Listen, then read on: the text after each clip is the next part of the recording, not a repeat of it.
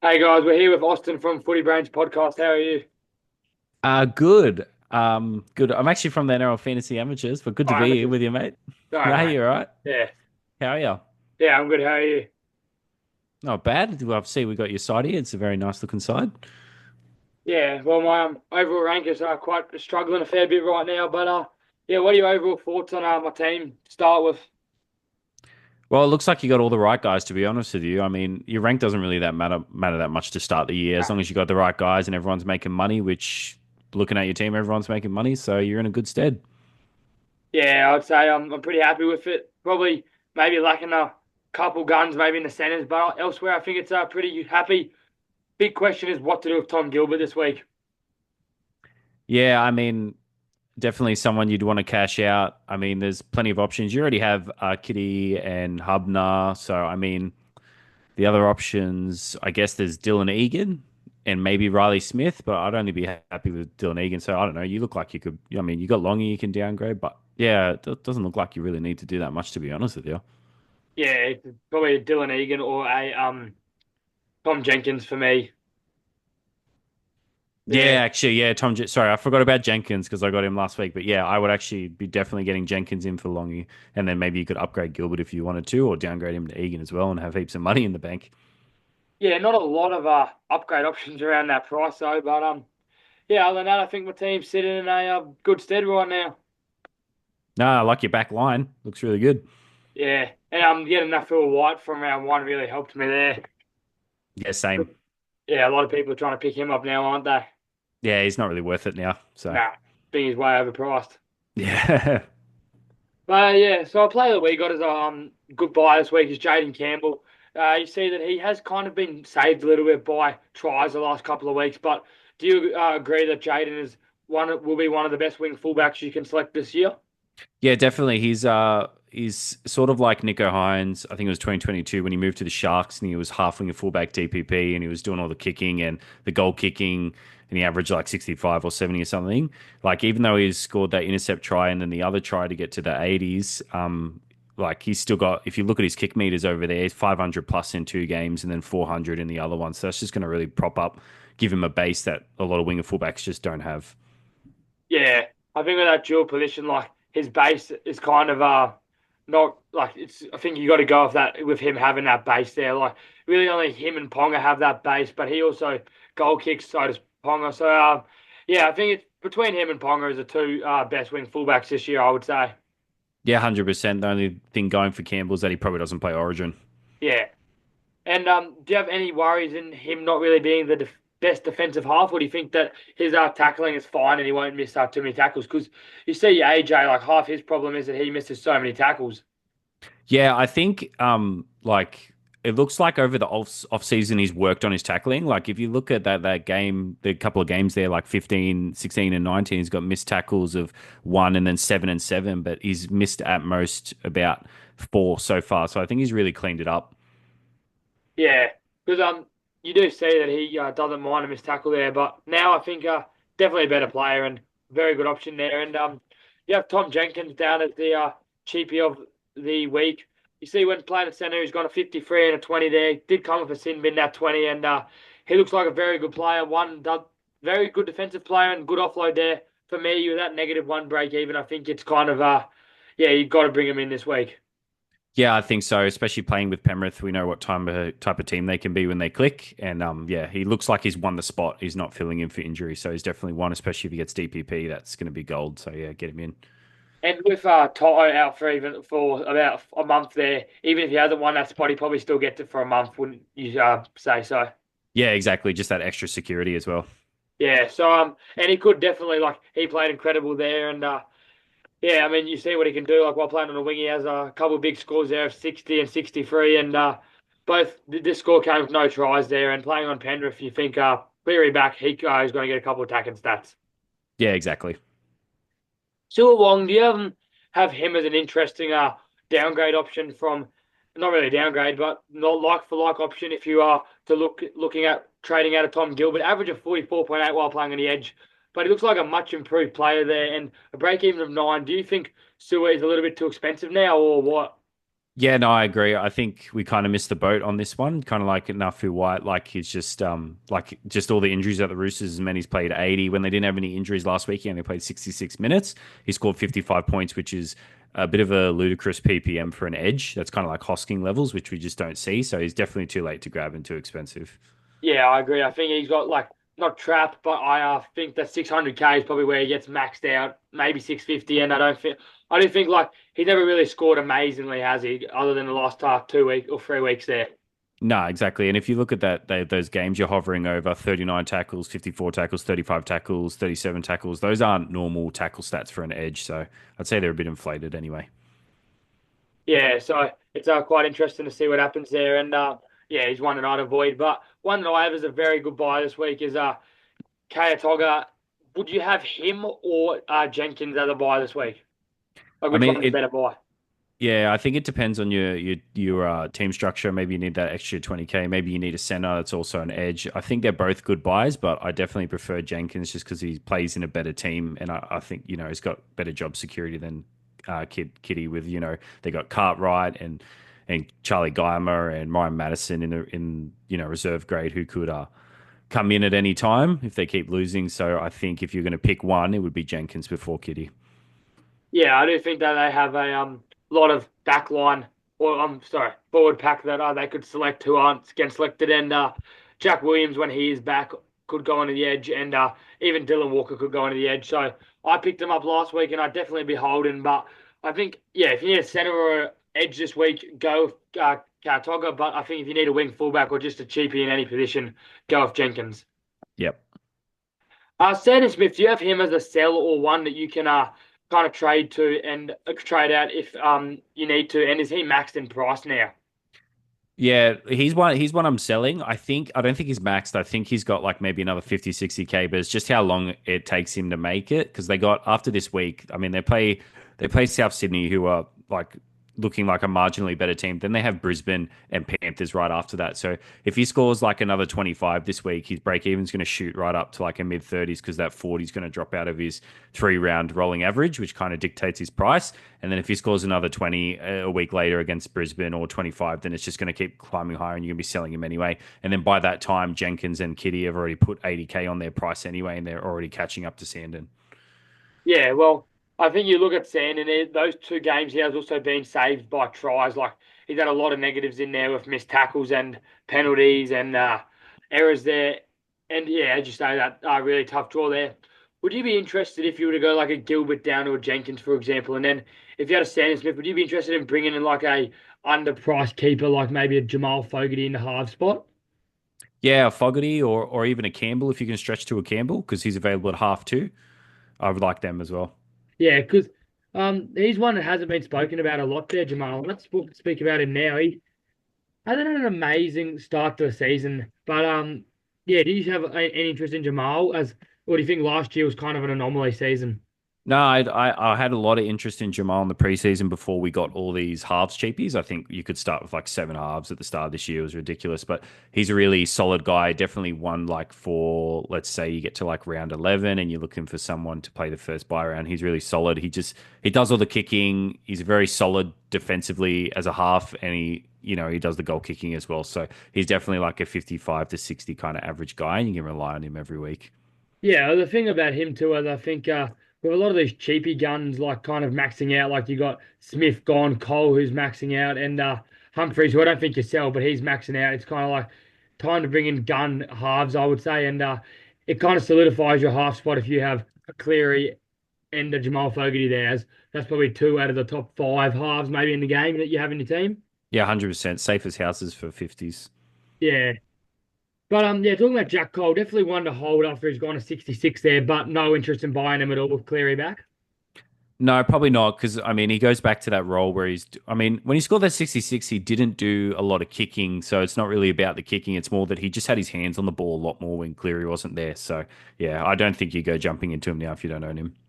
Yeah, and do you think that it's one that can you rely on him to play him in your team, or do you think his scoring is going to take a big hit and go back to that 29 and 19 you saw? Yeah, I mean, I would play him over an outside back, like a Toa or a Jenkins or something on your reserves on your bench. But it's definitely one where it's like, you're either going to get a low 20, high 20, or a low 30s, or you're going to get a big score where he manages to score a try or set up a try. Yeah, and I think that break even is just one that you're happy to play. Like now he should score quite well, Yeah, or not well, but yeah, makes well it now. enough. Yeah. And when you look at your when you look at a bench there, do you have like a lot of people have Hubner, Jenkins, a Cole, a Smith, maybe a Ayongi and a Kayatoga? Who would you be looking to play out of those couple of guys? Because personally, for me, I think a Hubner you got to play with him being a middle forward, and I don't think you can play Sandon, Ayongi, or Cole. So if you had to choose between a Jenkins and a Kayatoga, who would you choose to play out of those guys? I've been playing Kitty this week just because they're playing the Dragons, so there is chances there for him to have him attacking stats, and he's also an edge instead of a center. Like the Cowboys have had the wood over Penrith. I know they beat us a couple of times last year, and they looked really good last week. So I don't. I don't think it's going to be as much of a rollover as it is. So probably Jenkins maybe scores max 30 something without a try, where Kitty could get that in just base.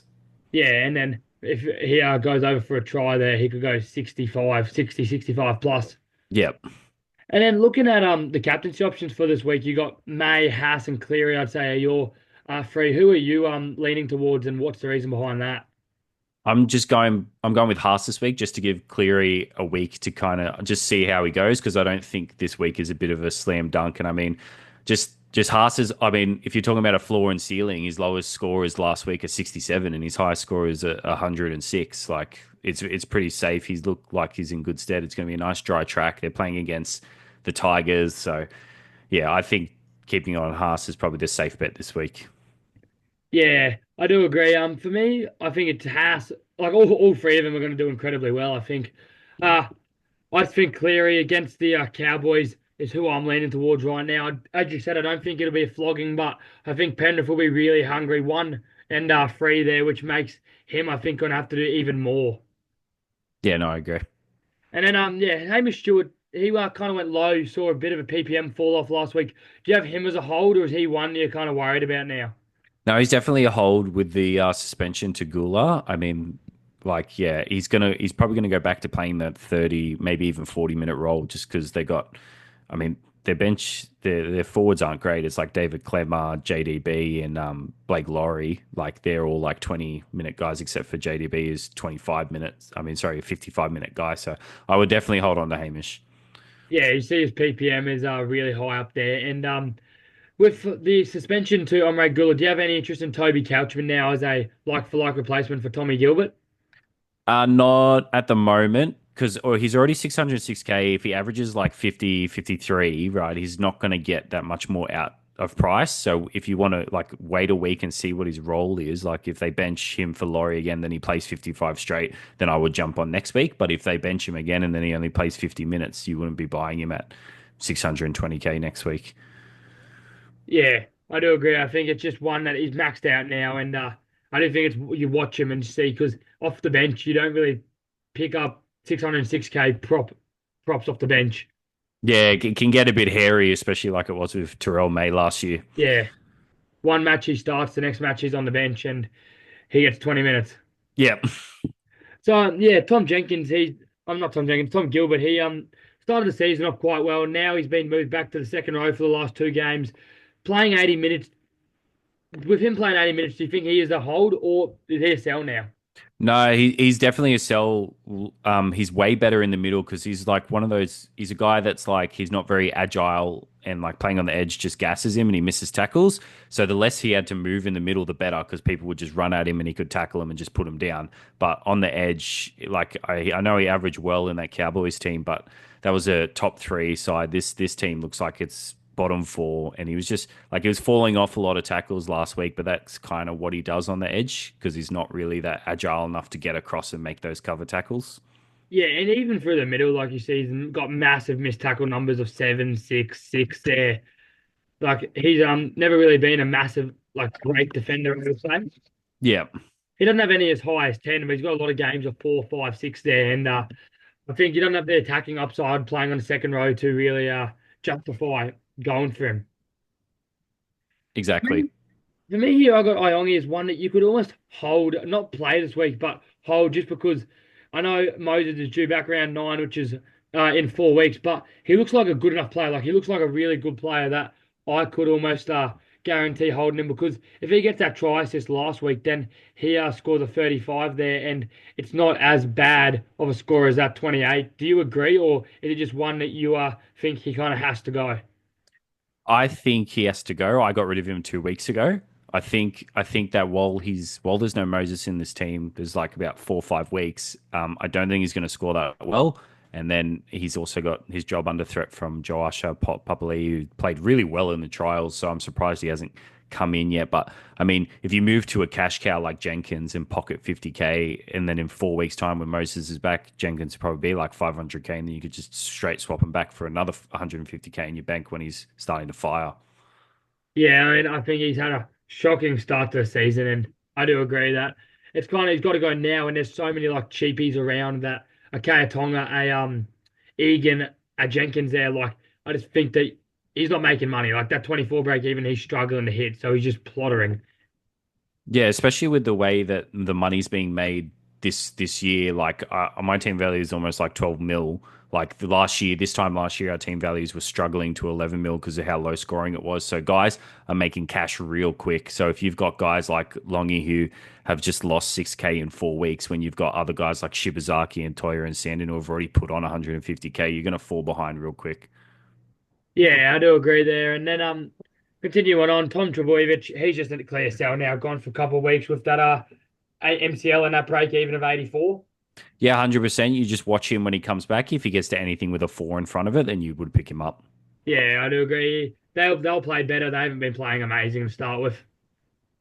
Yep. One that's a very interesting that two break even now. Dylan Egan, do you think he is a buy to bring into your teams now? Yeah, I do. Just because the lack, like we are talking about before, the lack of caliber of middle forwards that they have, like they got Blake Laurie, and David Clemmer, who aren't going to play a lot of minutes. It's definitely. I don't think Dylan Egan plays any less than 20 minutes in the middle and 20 minutes on the edge.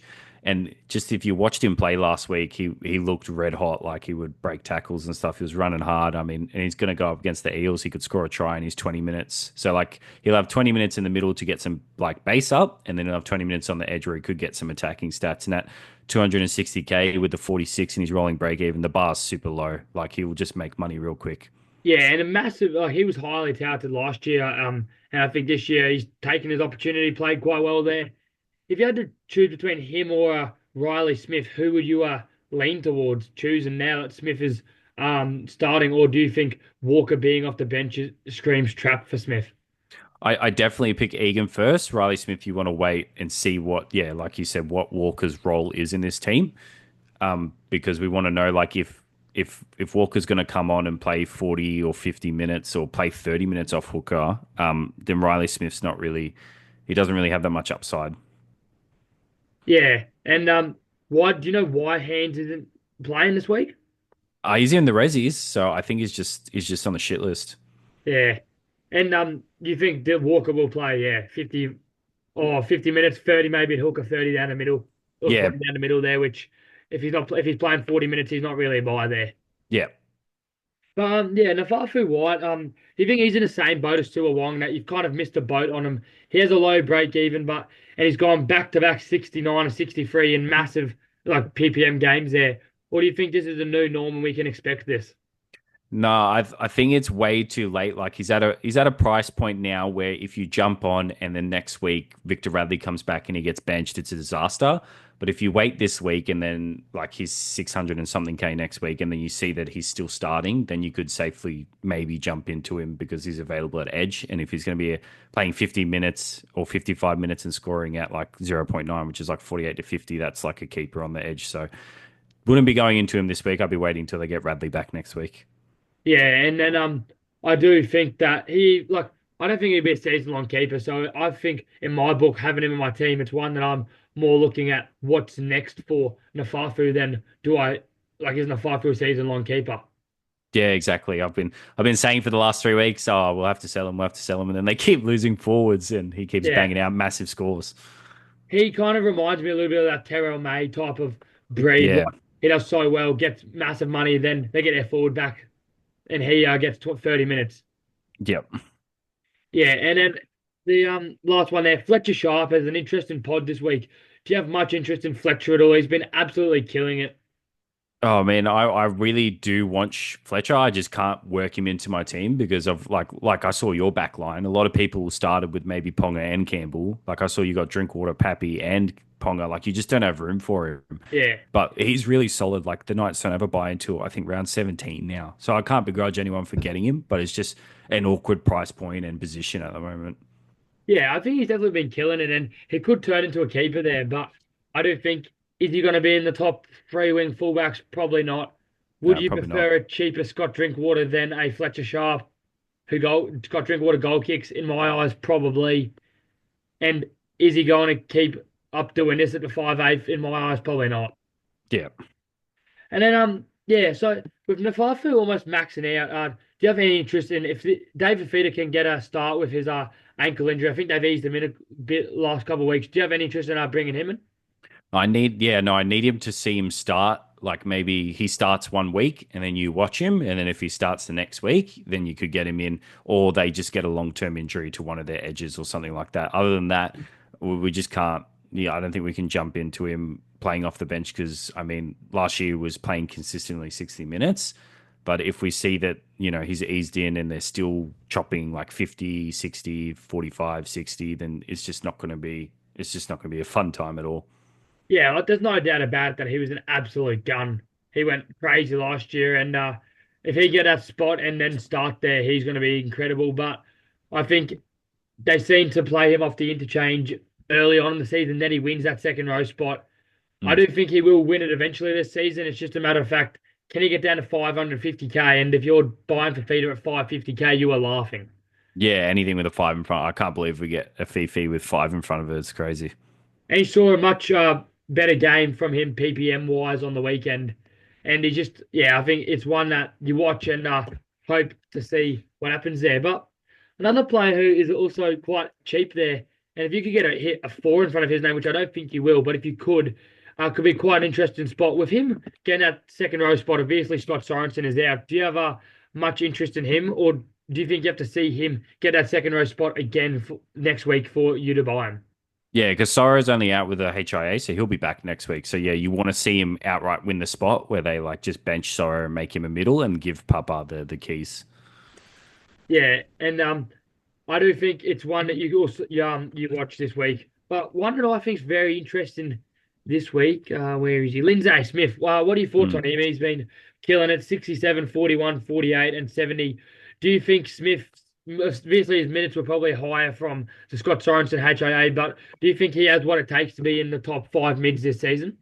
Probably not top five, but I'd say top 10. And over the bye period, he could become a very important piece when Isaiah Yeo goes off to Origin. Because, like you said, Penrith have had three games where, like 3 out of 4 games this year, they've lost someone in the first 5 minutes to a HIA. So his minutes have definitely been inflated. And he's already priced at 50. So that, like, unless he's going to somehow pump out 80 minutes and start scoring 60s, there's no value there. Yeah, I do agree, and he could be an interesting one, maybe a pod, but I think it's just you need to see him get consistent minutes with a proper full forward pack there for you to justify buying him. Yeah, 100%. Do you have any players that you're interested in at all bringing in this week? No, really. I think you did a good. I think you pretty much covered everyone, to be honest with you. Yeah, I couldn't think of many other ones. Maybe like an Alex Seyfarth, but not much to say about him. He's a hold. Toya Toa, they're holds. Like Peter Mamazoulis, they're all holds. Not many people to. I think Yeah, all the buys have exactly. been covered. All the pods have been covered. Like, Yeah, like if this was last year, we would be insane for selling like Sandon Smith because he still definitely has some money left. But there's just other guys that are making cash quicker. So it's just like we're trying to find people to offload. That's how many cash cows there are this year. yeah. And do you think Dylan Egan has a good enough base for you to play him on his bench over a Tom Jenkins or a Sandon Smith? Yeah, I think so. Just from what he showed and his opponent, he's playing the Dragons. Like, yeah, I think he's going to play that same role, which is 30 minutes in the middle and then 20 minutes on the edge, and he could score 30 or 40, or he could score a try and get a 50. Where Jenkins, it just kind of depends on how Penrith are going, or how tight the match is. But yeah, I'd say they're both going to score within 10 points of each other this weekend. Yeah, and I think it's just not 10 points isn't a lot to risk there. So how's your team been going this so far? Yeah, not too bad. Made some good. I scored a 994 last week. Just missed out on the top score just with some bench shenanigans, but ranked in around 1,200. So making some good inroads. Yeah, and what are your current moves you're thinking for this weekend for the upcoming weeks? So this week I'm down. I'm getting rid of Sandon Smith and Robert Toyer for Dylan Egan and Kitty, just because I want the money in the bank and I don't have anyone else to sell. And I think both of those players are pretty much maxed. Like I think Sandon is maxed, and I think Toyer, like he's all right, but I think he's going to get dusted by Latrell because he's marking Latrell on the Friday. If he gets dusted by Latrell, he might get dropped, or he scores like a 15, and then his break even is, pushed up. And then they got Broncos and Panthers coming in, but he could definitely still get to 100K. But like I said, there's just guys that are making money quicker, and they're going to score the same. So, Yeah, so who are you looking to move him on to? one to Dylan Egan and one to Kitty Katuga. And who do you think for like Robert Toya, like it's right now my starting centers are Toya and Toa with Katoga. There, who do you think you have to bring in a gun center soon to solidify that position? No, not really, because like the backs are where you make your money. Like that's where all the cheapies come in because backs are more tendency to get injured. But if you look at our backs, we had Toa, Shibazaki, we have Jenkins, Tamale, Kitty. There's just been so many cheapy backs. So yeah, you don't need a gun center. That's more like the end of year type of deal where you do that. Yeah, and I mean you got Stafford Toa, who is arguably a gun like as good as a gun center as you're going to get, and you got him for 250K. Yeah, exactly. So it's just been really good. The cheapies have just been really good this year so far. Yeah, well, thanks for joining, mate, and best of luck in your next in your endeavors for the rest of the season. No worries. Thanks for having us on, William. We had a great time, a good chat. Yeah, all good, mate.